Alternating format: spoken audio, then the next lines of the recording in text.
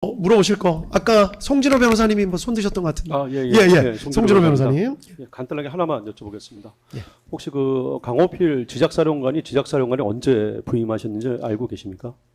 정확한 날짜는 잘 기억 안 납니다. 날짜 말고 대략적으로 그러면 몇 월 달인지를 기억하십니까? 뭐 10월, 11월 뭐 예, 2024년 10월, 11월 고경에 아마 지작사령관 되신 예. 걸로 알고 계시죠? 네. 그 증인의 그 메모에 보면 뭐 강호필 사례, 강호 사례라고 해서 약간 뭐 지작사령관은 그 신뢰할 수 없다 이런 취지로 약간 뭐 생각을 쓰신 거 맞습니까? 지작사령관을 신뢰할 수 없다고요? 예, 예. 그렇게 쓰신 겁니까? 아, 이것도 정말 그 변호사님도 제 비밀 일기장을 보시고 또 그냥 멋대로 해석을 하시네요. 그게 어떻게 그렇게 보입니까? 저는 그런 의도로 쓴 게 전혀 아닌데요. 아, 예, 예. 예, 그런 취지는 아니시라는 거잖아요. 그죠? 당연히 아닙니다. 전혀 그런 취지 아닙니다. 예. 만약에 혹시라도 뭐 그런 취지였다면 지작사령관이 전군의 전투력의 70%를 가지고 있는데 강호필 사령관을 지작사령관의 2024년 10월달 11월경에 임명할 이유가 없다라는 취지에서 한번 여쭤보는 겁니다.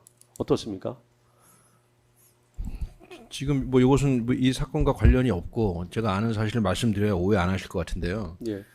강호필 대장이 지적사령관에 임명된 무슨 그 경위까지는 제가 정확히 모르겠지만 그때 무슨 일이 있었냐면 전임 지적사령관이 갑자기 몸이 아파서 어쩔 수 없이 교체된 사유가 있습니다.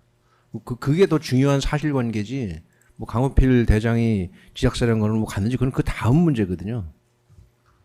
그게 더 중요하다는 뜻입니다 지금.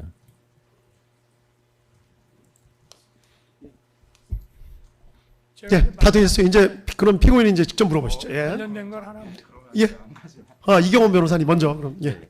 변호사님들이 먼저 물어보시고 그다음에 피고인이 최종적으로 물어보시면 되겠지. 네, 증인 비상계엄 선포 무렵에 그 국방부 장관이 주재한 그 전군 주요 지휘관 화상회의는 실제로 직접 참석하지는 못하셨지만 그 화상회의에서 있었던 장관 발언에 대해서는 아시는 것 같은데 언제 어떻게 아셨던 것으로 기억하십니까? 그게 제가 좀 기억이 불분명한데요. 그 뭐 한참 뒤에 알았을 것 같지는 않고 그 뭐 바로 또 직후라고 말씀드리긴 좀 뭐하고 하여튼간에 중요한 사실관계는 그 전군 주요지휘관 회의에 참석을 못했고 그때 거기서 장관이 뭐라고 말씀하셨다는 거는 나중에 전해 들었다. 이거는 움직일 수 없는 사실입니다. 근데 뭐 언제 들었다 이런 것까지는 잘 정확히 기억 안 납니다. 예, 그리고 또 한 가지 더 여쭤보면은 이제 10월 1일 날 국군의 날에 이제 뭐 저녁 식사를 함께 하신 적이 있잖아요. 네. 그때 증인은 뭐 사복을 입고 가셨던 것으로 기억하시는지 아니면 군복을 사복 입었습니다. 사복 입고 가셨고 네. 당시 메뉴는 기억을 하십니까? 메뉴요? 예. 정확히 잘 기억 안 납니다. 그러면은 그때 저녁 식사 전후로 혹시 티타임이 있었는지 기억하십니까? 무슨 티타임이요? 그러니까 그 국방부 장관하고 사령관들 사이에 따로 차담이 있었는지 기억을 하십니까? 너무 오래됐습니다. 정확히 잘 기억 안 납니다. 저는. 증인 그러면은 그 국군의 날 때 그 저녁 식사할 때 증인은 언제쯤 도착하셨는지 기억하십니까? 그러니까 행사 끝나고 갔으니까 저녁 때쯤 아니었겠습니까? 저녁이라는 게 네. 뭐 대략적으로라도 시간은 기억하시지 못하십니까? 늦은 시간이었나요? 아니 늦은 시간은 아니었던 것 같습니다. 그냥 저녁 조금 아니죠. 행사 끝나고 그러고 갔으니까 이른 저녁은 아니었을 것 같습니다. 예. 피고인 이제 물어보시죠. 그 증인 마이크만 조금 가까이 좀 해주십시오. 지금 증인 그 일반 이적죄 공소장 받아 보셨죠? 네, 받았습니다. 지금 이제 송진호 변호사 가 언급한 강호필 대장 관련된 얘기가 거기 좀 나오죠 공소장. 봤습니다. 그죠? 네. 근데 이제 그 증인은 이제 이 전시, 교전 이럴 때 육군 30만이 지금 당장 전투하고 해야지 계엄군이 돼서 그 질서 유지할 상황이 안 된다고 늘 몇 차례 여기서도 말씀을 하셨잖아요. 네. 예? 뭐 나도 공감이고 나도 이 법정에서도 내가 몇 차례 얘기했습니다. 예? 전시 교전 상황에서는 막상 계엄 못한다. 군인이 전투해야지 언제 계엄군이 되느냐. 이제 시간이 좀 지나서 이제 안정화될 때 하는 거다. 6.25 때도 그랬다. 이제 이렇게 얘기하고 전적으로 거기에 대해서는 나도 증인 생각하고 공감입니다. 그런데 이제 그 증인이 얘기하는 어떤 이 계엄이 훈련도 안 돼 있고 뭐 이래서 참 이런 계엄이 어렵다고 하는 거는 그래도 어찌됐든 상당한 숫자의 계엄군이 투입이 되는 그런 계엄을 생각하는 거 아니겠어요? 그죠? 뭐 소수가 아니고 그래도 어느 정도 계엄군이 좀 어느 뭐 10,000명, 20,000명 또는 뭐 합참 계엄 매뉴얼에 의하면은 이런 전시가 아닌 경우에 계엄인 경우에는 뭐 한 6, 7개 사단 뭐 이런 정도의 이 계엄이라는 거는 우리 군이 지금 훈련도 안 돼 있고 할 수 없다 이런 말씀 아니겠습니까? 그러니까 대통령 제 그렇죠? 생각은 네.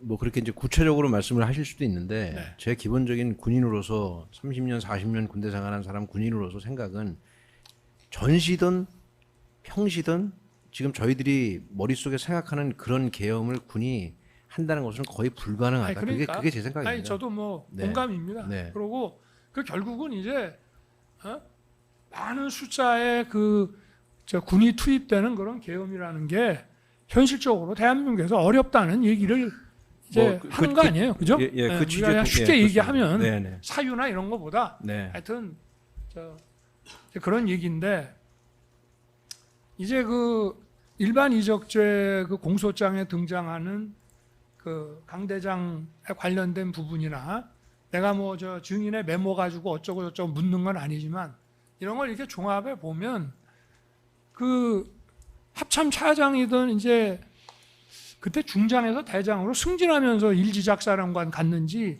대장에서 대장으로 보직 이동했는지 지금 정확한 기억이 없는데 하여튼 합참 차장하고 일지작사령관이라는 거는 그래도 상당히 다르잖아요. 위상이. 네. 그죠? 네. 합참 차장은 그냥 본부장의 합참 의장의 참모에 불과하지만 이 제1지작사령관이라는 거는 옛날로 말하면 1군 사령관과 3군 사령관을 합친 육군 전력의 한 70%를 휘하에 관장하는 요직 아닙니까? 네. 그죠? 네. 그런데 지금 손식 장군이 1지작사령관 하던 손식 장군이 이제 건강이 좋지를 않아서 이제 바꾼단 말이에요. 근데 처음에는 직무대리로 보냅니다. 손식 1지작사령관이 건강이 좋지 않다고 해서 이제 내가 대통령 주치의까지 대줘가면서 이제 직무대리로 합참 차장을 보내다가 도저히 다시 복귀하기가 어렵겠다라고 해서 이제 본발령을 내요. 그런데 지금 증인이 읽어보신 일반 이적죄의 그 공소장이나 또는 이 메모나 이런 걸 종합해 보면 어쨌든 여러 가지 뭐 정무적으로나 하여튼 그런 관점에서 장관의 어떤 생각이라든가 대통령의 이런 그 시국에 관한 어떤 관점과는 좀 다른 생각을 가지고 있었던 거는 맞잖아요. 강호필 대장 말씀하시는 거죠? 네. 뭐 지금 와서 보니까 그건 맞죠. 네. 그거는 뭐 방첩사령관이니까 어느 정도는 알았을 것 같고 그런데 이 강호필 대장을 계엄 전에 육군 병력의 70%를 관할하는 제1지작사령관으로 내가 국방장관하고 협의를 해서 보낸다고. 그 의미가 뭐겠습니까? 그 의미는 그야말로 그런 어떤 상황이 돼서 만약에 계엄을 한다 하더라도 증인이 걱정하는 것과 같은 그런 대규모 병력이 투입되는 그런 거는 아예 안중에 없다는 걸 의미하지 않겠어요? 만약에 그런 생각이 있다 그러면 뭐 대통령이나 장관의 시국관에 대해서 반대하거나 부정적인 생각 갖는 사람을 육군 전력의 70%를 관장하는 제1 지작사령관에 발령된다는 거는 완전히 앞뒤가 안 맞는 얘기 아니겠습니까? 그건 뭐 상식적으로 그 말씀이 맞을 것 같습니다. 그렇죠? 네, 뭐 신뢰하지 않는 사람을 지작사령관으로 보내실 일은 없을 것 같습니다. 아니 그러니까 합참 차장으로서의 어떤 군 경력을 인정을 해서 그냥 전문가로서 보낸 거고, 그리고 예를 들어서 어떤 뭐 국가 비상 사태 선포라든가 이런 게 되더라도 증인이 걱정하는 것과 같은 그런 대규모 어떤 군 투입이라는 거를 상정을 했으면 대통령이나 장관의 시국관과 다른 생각을 가지고 그게 벌써 문제가 됐었잖아요. 공소장에 등장하지 않습니까? 그죠? 네. 그런 사람을 직무대리 발령을 냈다가 나중에 본발령을 내고 이렇게 계엄전에 할 리는 만무한 거 아니겠냐 하는 거를 증인의 의견을 한번 들어보는 겁니다. 그렇죠? 그러니까 기본적으로 지작사령관을 국군 통수권자가 임명하실 때는 네. 뭐 신뢰해서 임명을 하는 것이 상식적이다라는 그 정도 말씀드릴 수 있습니다. 네, 이상입니다.